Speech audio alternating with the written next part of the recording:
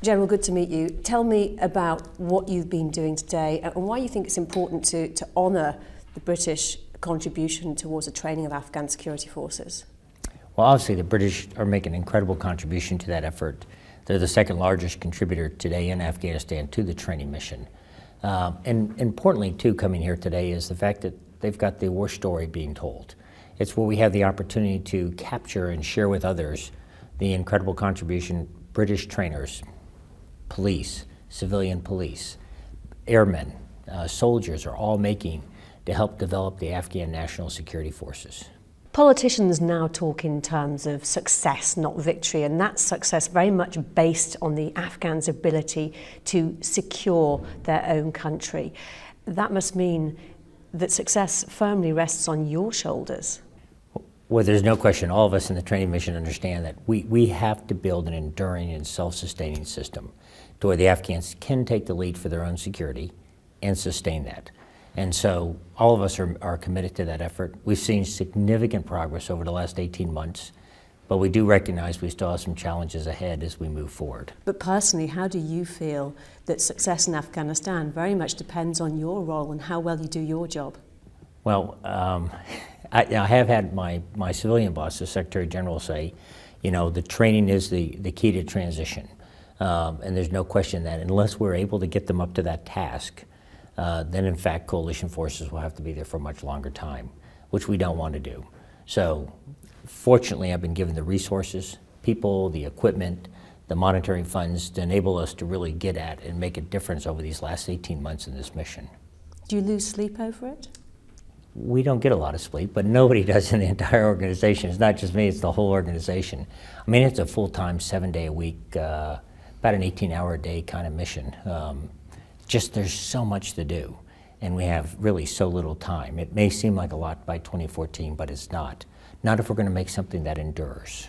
How do you ensure that success is enduring and that with history and hindsight that people just don't turn around and say the success was manufactured so that everyone could go home? You know, one of the key things we're finding is education. You know, they're a very illiterate country. They have not had the opportunity to be educated. And so our recruits only come in at about 14% literate. That means 86% of every young man, and some of the women we get, cannot read or write. They can't even write their name. They can't count money. They can't read the serial number on their weapon. I mean, the degree of illiteracy is beyond comprehension for most Western nations. So one of the key things that we've taken on this year is starting to provide education to those young men to raise them up to about a first to third grade kind of level so that it does have the ability to stick and sustain itself. And how has the quality and the training of the recruits changed since you've been running it? I would say today the quality is far superior than we were 18 months ago. We still get the same basic recruit coming in, but in tremendously greater numbers. 2 months before we stood up this command, we had 800 new recruits.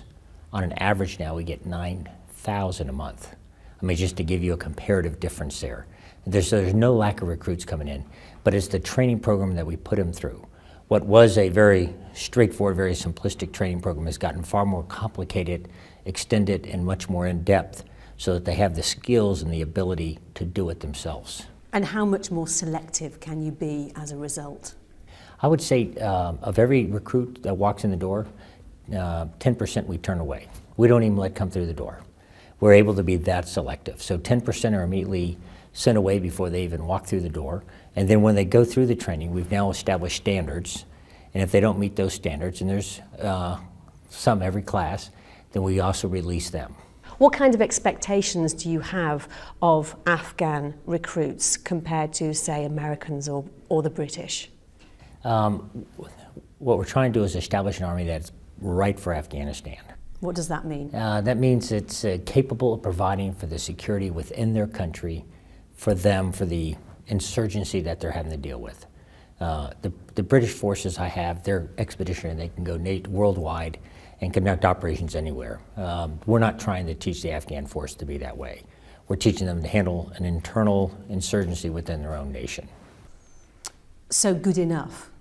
I call it Afghan right, just because it's right for Afghanistan. It's what the Afghans need.